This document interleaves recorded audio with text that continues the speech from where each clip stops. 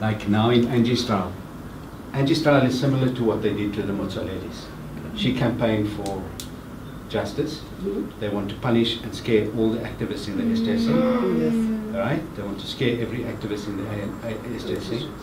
So what they do is they go after the one who's most well known in the community. They can't come up, they find it difficult to come after me because there's much more resources publicly and there's a lot of, there'll be more trouble politically if they came after me. Right? So they go after someone who's weaker. And when they arrest, sorry, I'm just quickly going to explain that question before I come back to dealing with the trial. Because it's important to know that we haven't changed our police. We haven't changed our police. We still have the same police largely. That's a huge problem for the country. So some of the things they did to her, apart from arresting her and charging her, she, at her house, her TV and DVD were stolen.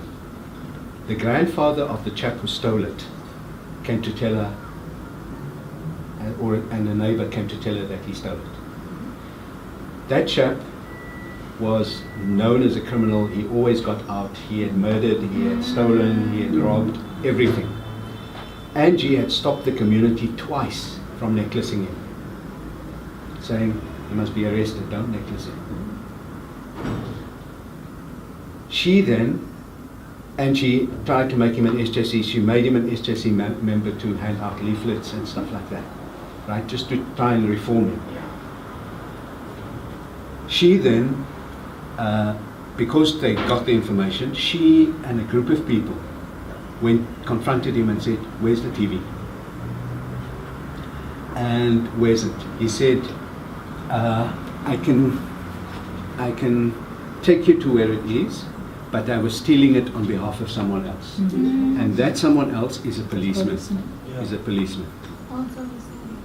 So they said, "Well, prove that it's a policeman." They got the TV and the DVD, and they put him on speakerphone in front of about 6 people. And they said, this chap Rowan said to him, "I've got the stuff you asked for." And he said, "Okay, where can I get it?" So he says, "We'll get it here." And they were away, and they found him taking it, and they followed him right into Mfuleni police station. Right into Mfuleni police station. And they opened a charge. They said, "You can't charge him here, you have to charge him at Khayelitsha because he's in crime intelligence." Went to Khayelitsha, they said no. So we laid a charge with IPID. We have contacts inside that police station who contacted and said to Angie, "You have to get out of where you stay, they're going to come after you." So we moved her out of Mfuleni into Khayelitsha. Right? Then she was at work, and Isaac, so she and Isaac, her husband, he was at home, she was at work. Or he was somewhere else, and she was at the office. And he phoned and he said, "The police are here, they've asked me to ask you to report." She and Isaac go to the police station to report. They arrest them for murder and kidnapping. Right? So they go, and she spends 6 weeks before she gets bail. She's pregnant, she has HIV, she has depression, she has asthma. Right? 6 weeks before getting bail. Right? So they get bail, they come out, they go home, they think now the police are going to leave them alone. Literally a couple of days later, the police arrive. 14 policemen rush in to the house. They're coming to look for guns. Right? They say, Angie and them say, "We're not letting you in. Where's your warrant?" They don't have a warrant. They go to fetch a warrant. We know that warrant is a fake. It's not a good warrant. They then search, find nothing. But they left police around the house while they went to get the warrant. A couple of weeks later, They again come to the house. She now has a baby, right? To look for drugs. They search the baby, the 6-month-old baby, for drugs. They search the kids. They don't search her husband. They make her strip naked.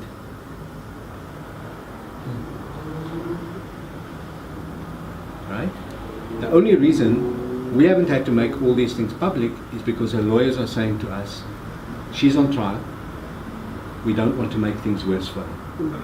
And we want to get the trial through because we can show that it is fictitious.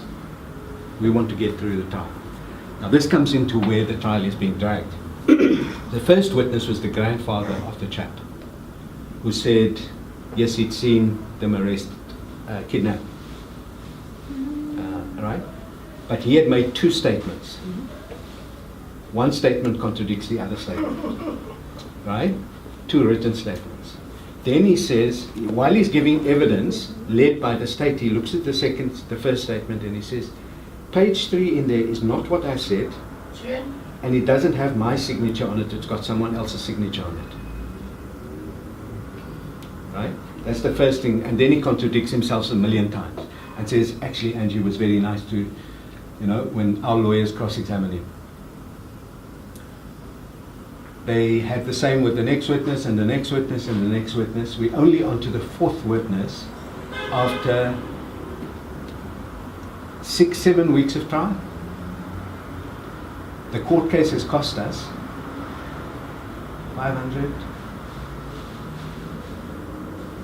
800,000 rand up to now. And we haven't taken that money from the SJC or anything. We've had to raise that money separately because we had to raise it because it was done because she is framed because of our work.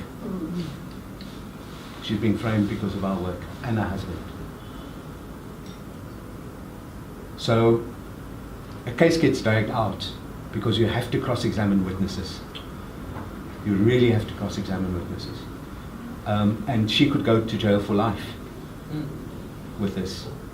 And they claim the only evidence they have is 2 policemen saying that when this guy was dying, he had such serious burns, when he was dying, he said Angie, Isaac, and he mentioned the 2 taxi drivers killed. So that's the only evidence they have. And she has literally, I'm telling you now, she's literally had 2 or 3 nervous breakdowns through this. She, I don't think she should be at work. I don't think she should be, but she wants to be. Yeah. We sent it to Joburg, and they came. And sorry, between the trial and being charged, they came to arrest her twice for killing, vigilante killings. And both times it was proven to be nonsense. Kept her in jail again, and it was proven to be nonsense.